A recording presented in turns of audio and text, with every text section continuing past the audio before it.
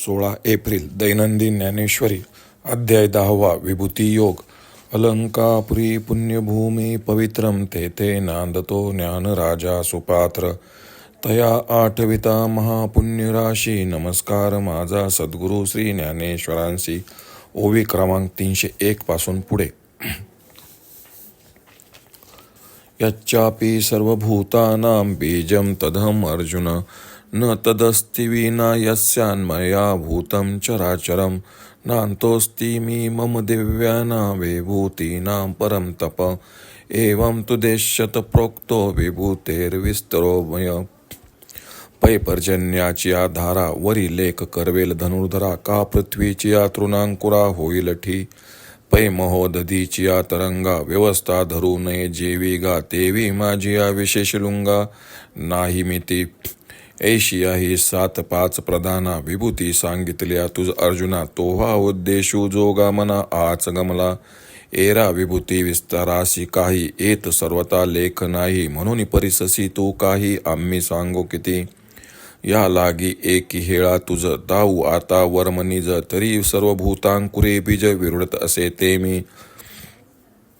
नुनी साने थोरण म्हणावे ऊच नीच भाव सांडावे एकमीची ऐसे मानावे वस्तू जाता ते. तरी यावरी साधारण ऐक पा आणि कै खून तरी अर्जुना हे तू जाण विभूती माझी. यद्दिभूतमत्सत्वं श्रीमूर्ती जितमेवया तत्तदेवा गच्छन्तं मम तेजोश संभवम. जेत जेत संपत्ती आणि दया दोन्ही वस्ती आलिया ठाया ते ते जान धनंजया विभूती माझी. अथवा बहुनेतेन की ज्ञातेन तवार्जुन विष्टभ्याहमिदं कृत्स्नम् एकांशन स्थितो जगत. इति श्रीमद्भगवद्गीतासु उपनिषत्सु ब्रह्मविद्याया योगशास्त्रे श्रीकृष्णार्जुन संवादे विभूतियोग नाम 10मोऽध्यायः समाप्त. अथवा एकले एक बिंब गगनी परिप्रभा फाके त्रिभुवनी तेवी एकेकाची सकळजनी आज्ञा पाळेजे. तया ते एकले झनी म्हण तो निर्धनिया भाषणेन काय कामधेनु सवे सर्वस्वहन चालत असे. ती येते जे जेदवा जो मागे ते ते एक सरेसी प्रसो लागे तेवी विश्वविभतया अंगे होऊन असती. तया ते ओळखावया हेची संज्ञा जे जगे नमस्कारी जे आज्ञा ऐसे आदि ते जान प्राज्ञा अवतार माझे. आणि सामान्य विशेष हे जाणणे येत महादोष काजे मीची एक अशेष विश्व हे म्हणून. तरी आता साधारण आणि चांगू ऐसा कैसेने पा कल्पावा विभागो वाया आपुले मतिवंगू भेदाचा लावावा. एरवी तूप कायसा घुसळावे अमृत का रांधुने अर्धे करावे. हागा वायुसी काय पाडावे उजवे अंग आहे पै सूर्यबिंबासी पोटपाटी. पाहता नासेल आपली दिटी तेवी माझ्या स्वरूपी गोठी सामान्य विशेषाची नाही.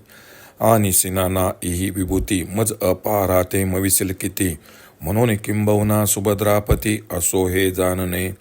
आता पै माझीने एक अंशे हे जग व्यापले असे या लागी भेदू सांडून सरीसे साम्य मज. ऐसे विबुधन संवसंते तेने विरक्तांचेने एकांते बोलिले जेद श्रीमंते श्रीकृष्ण देवे. तेथ अर्जुन म्हणे स्वामी ए तुले हे राभस्य बोलिले तुम्ही जे भेदू एक आणि आम्ही सांडावा एकी. हा हो सूर्य म्हणे काय जगाते अंधारे दवडा का परोते तेवी धसाळ म्हणो देवा तू ते तरी अदुखा बोलो. तुझे नामच एक कोणी वेळे जयाचे मुखासी का काना मिळे तयाची हृदया ते सांडून पळे भेदूची किसाच. तो तू परब्रह्मची असके मज दैवे दिदलासी हस्तोदके तरी आता भेदू कायसे के देखावा कवने. जी चंद्रबिंबाचा गाभारा रिगलियावरी उबारा परिराने पणे शारंगधरा बोला हे तुम्ही. तेत सावियाची परतोषिणी देवे अर्जुना ते आलिंगिले जीवे मग म्हणे तुवा नको पावे आमुच्या बोला. आम्ही तुझ भेदाच्या वाहनी सांगितली जे विभूतीची कहाणी ते अभेदे काय अंतःकरणी मानली कीन म्हणे. हेची पहावया लागे नावेक बोलिलो बाहेर स्वडिया भंगी तव विभूती तुझ चांगी आलिया बोधा. तेथ अर्जुन म्हणे, देवे हे आपले आपण जाणावे, परी देख तसे विश्व आगवे तुवा भरले. पै राया तो पंडू सुतू, ऐसिसे प्रतितीसी झाला वरितू. या संजयाच्या बोला निर्वांतू, धृतराष्ट्र आहे की संजय दुखवलेने अंतःकरणे. म्हणतसे नवल नव्हे दैव दवडणे, हा जीवे धडसा आहे मी म्हणे तव आतुही आंधळा. परी असो हे ते अर्जुनो, स्वहिताचा वाढवितसे मानू. की याही वरी तया आणू दिवसा उपनला.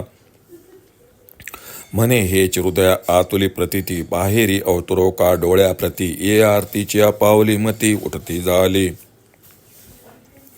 मिया एच दोही डोळा, झोंबावे विश्वरूपा सकळा. एरवी हावतो देवा आगळा, म्हणून करी आजी तो कल्पतरूची शाखा. म्हणून वांझोळे न लगती देखा, जे जे येईल तयाच्या मुखा. तैसे साचची करतसे एरू, जो प्रल्हादाच्या बोला. विषाही सकट आपणची झाला, तो सद्गुरू असे जोडला किरीटीसी. म्हणून विश्वरूप पुसावया लागी, पार तरी गता होईल कौने भंगी. ते सांगून पुढले प्रसंगी, ज्ञानदेव म्हणे निवृत्तीचा. इति श्री ज्ञानदेव विरचित्या भावार्थ दीपिका 10मोऽध्यायः समाप्त.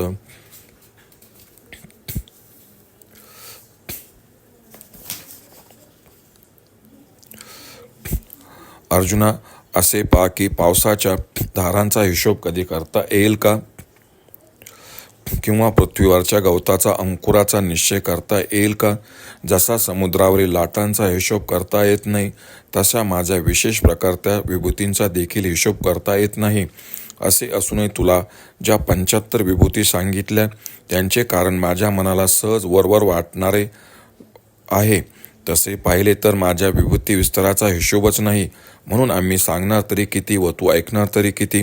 एवढ्याच करता तुला एकदा आम्ही आपले वर्म सांगतो की ज्या बीजापासून प्राण्यांचे अंकुर फुटतात, ते बीज मी आहे.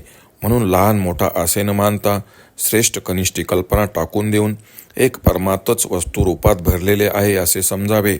अर्जुना, तुला आणखी एक सर्वसाधारण खूण सांगतो, ती ऐक. त्यावरून ती माझी विभूती आहे असे तू समज. हे अर्जुना, ज्या ज्या ठिकाणी ऐश्वर्य आणि दया हे दोन्ही राहास आलेले असतील, तो पुरुष माझी विभूती आहे असे समज. अथवा सूर्यबिंब आकाशात एकटेच असते, पण त्याची प्रभा मात्र त्रैलोक्यात पसरलेली असते. त्याप्रमाणे ज्या एकट्याची सर्व लोक आज्ञा पाळतात, त्याला एकटाच असे समजू नकोस व निर्धनही समजू नकोस. हे पहा की कामधेनूबरोबर सर्व सामग्री चालत असते काय? कामधेनूकडे ज्या ज्यावेळी जे जे मागावे, त्या त्यावेळी ती एकदम देते. त्याप्रमाणे सर्व विश्व वैभव ज्याच्या अंगभूत आहे, ती माझी विभूती आहे असे समज. त्यांना ओळखण्याची खूण हीच आहे की ज्यांची आज्ञा सर्व जगाला शिरसावन्य असते. हे बुद्धिवंता अर्जुना, ते माझे अवतार आहेत असे समज. दुसरे असे की या जगात श्रेष्ठ व कनिष्ठ असे समजणे हा मोठा दोष आहे. कारण सर्व विश्व मीच आहे म्हणून. तर मग सामान्य उत्तम अशी कल्पना करून आपल्या बुद्धीला भेदाचा कलंक का लावून घ्यावा?